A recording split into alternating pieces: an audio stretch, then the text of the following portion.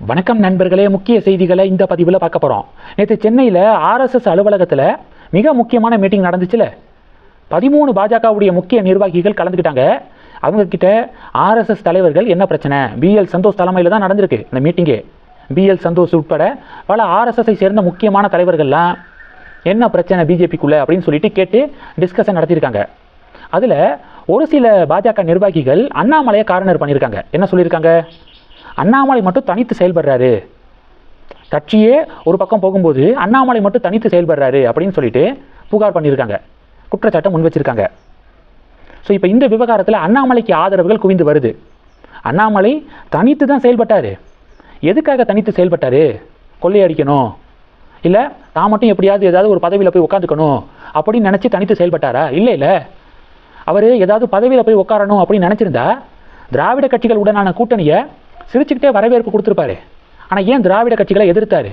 திராவிட கட்சிகள் முதுகில் ஏறி மாறி மாறி சவாரி பண்ணால் கட்சி தனிப்பட்ட வகையில் வளராது. கட்சி வளர்ந்தாதான் பல மாவட்ட தலைவர்களுக்கு தேர்தலில் போட்டியிட ஆப்பர்ச்சுனிட்டி கிடைக்கும். இப்போ அதிமுக கூட்டணியில் மிஞ்சி போனால் 25-30 தொகுதிகள் கொடுப்பாங்க. அந்த 25-30 தொகுதிகளில் பாஜகவுடைய மூத்த நிர்வாகிகள் மட்டும் போட்டி போட்டுக்குவாங்க. ஆனால் மாவட்ட தலைவர்கள், கட்சிக்காக கிராமங்களில் உழைக்கக்கூடிய மக்கள் போட்டியிட வாய்ப்பு கிடைக்காது. ஏன்னா கிடைச்சிருக்கிறதே 25-30 சீட்டு தான். இதை உடைக்க அண்ணாமலை நினைக்கிறாரு. நிறைய தொகுதிகளில் போட்டியிடணும், நிறைய பேருக்கு போட்டியிட ஆப்பர்ச்சுனிட்டி கொடுக்கணும். அப்படி போட்டி போட்டால் தான் கிராமங்கள் மாவட்டங்களில் பாஜகலேருந்து புதிய புதிய தலைவர்கள் உருவாவாங்க அப்படின்னு அண்ணாமலை ஸ்ட்ராங்காக நம்புகிறாரு. அதனால தனித்து செயல்படுறாரு. அதில் ஒன்றும் தப்பு இல்லை அப்படின்னு அண்ணாமலைக்கு ஆதரவுகள் குவிந்து வருது. கட்சியை தமிழகத்தில் ஆட்சிக்கு ஒரு நாள் கொண்டு வரணும் அப்படிங்கிற ரூட்டில் அண்ணாமலை போகிறாரு. அதாவது லாங் டேர்ம் கோலு இதுக்கு பேர். தமிழகத்தில் பாஜக ஆட்சி அமையணும் அப்படிங்கிற லாங் டேர்ம் கோலு, அதை நோக்கி அண்ணாமலை டிராவல் பண்ணுறாரு. ஆனால் பாஜகவில் இருக்கக்கூடிய அண்ணாமலை மேலே கம்ப்ளைண்ட் பண்ணாங்களே, அவங்கெல்லாம் ஷார்ட் டேர்ம் கோலு. அது என்ன ஷார்ட் டேர்ம் கோலு? அதிமுகவோடு கூட்டணி வச்சு கொடுக்கக்கூடிய தொகுதிகளில் நாம் போட்டியிட்டு நாம் எம்எல்ஏ ஆயிக்கணும், நமக்கு ஒரு பதவி கிடைச்சா போதும் அப்படின்னு நினைக்கிறாங்க.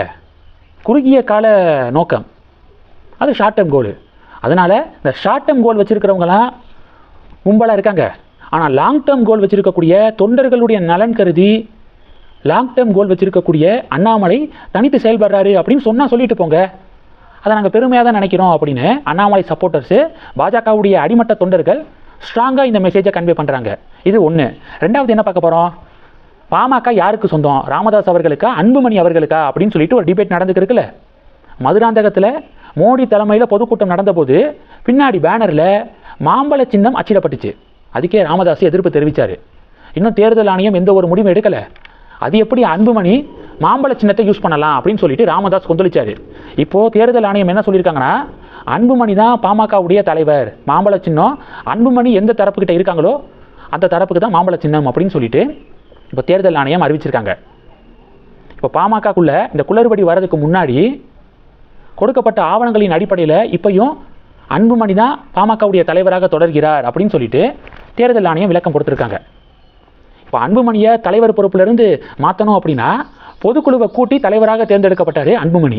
அப்போ பொதுக்குழு உறுப்பினர்கள் மறுப்பு தெரிவிச்சிருக்கணும். மெஜாரிட்டி பொதுக்குழு உறுப்பினர்கள் மறுப்பு தெரிவித்தா அன்புமணியுடைய தலைவர் பதவிக்கு ஆபத்து இருக்கும். ஆனால் பொதுக்குழு உறுப்பினர்கள் மேக்சிமம் எல்லாம் அன்புமணி பக்கம் தான் நிற்கிறாங்க. அதனால் அன்புமணி சைடுக்கு எந்த ஒரு பாதிப்பும் இல்லை, மாம்பழ சின்னம் அவர் தரப்புக்கு தான் வந்து சேரும் அப்படிங்கிறதான் எக்ஸ்பர்ட்ஸுடைய கருத்தாக இருக்குது. இது 2. அடுத்தது, ராகுல் காந்தி அவர்கள் கொஞ்சம் நேரத்துக்கு முன்னாடி ஒரு ஸ்டேட்மெண்ட் கொடுத்துருக்காரு. அது ஒரு பெரிய டிபேட்டாக மாறி இருக்கு. என்ன ஸ்டேட்மெண்ட் அப்படிங்கிறத பார்க்கறதுக்கு முன்னாடி, கடந்த புதன்கிழமை குடியரசுத் தலைவருடைய உரைக்கு நன்றி தெரிவிக்கக்கூடிய தீர்மானத்தில் பிரைம் மினிஸ்டர் மோடி பேசுவதாக இருந்துச்சு மக்களவையில். ஆனால் திடீர்னு ஓம் பிர்லா அவர்கள் அதை கேன்சல் பண்ணிட்டாரு. அதுக்கு என்ன காரணம் சொன்னார்னா, எதிர்க்கட்சியை சேர்ந்த சில பெண் எம்பிக்கள் மோடி அவர்கள் பேசும்போது அவருடைய இருக்கையை முற்றுகையிட பிளான் பண்ணியிருக்காங்க. அதில் ஒரு சில பேர் மோடி மீது தாக்குதல் நடத்தக்கூட திட்டம் போட்டதாக நான் கேள்விப்பட்டேன். அதனால் நான் தான் மோடி அவர்கள்ட்ட நீங்கள் வர வேண்டாம் அப்படின்னு சொல்லிட்டு நான் தான் அறிவுறுத்தினேன். அதன் அடிப்படையில் தான் மோடி அவர்கள் வரலை அப்படின்னு சொல்லிட்டு ஓம் பிர்லா அவர்கள் ஸ்டேட்மெண்ட் கொடுத்துருந்தாரா. இந்த விவகாரத்தில் இப்போ ஒரு வீடியோ வெளிவந்திருக்குங்க. ஓம் பிர்லா அவர்கள் சொன்ன மாதிரியே கடந்த புதன்கிழமை பிரைம் மினிஸ்டருடைய இருக்கையை நோக்கி எதிர்க்கட்சி எம்பிக்கள் திரண்டிருக்காங்க.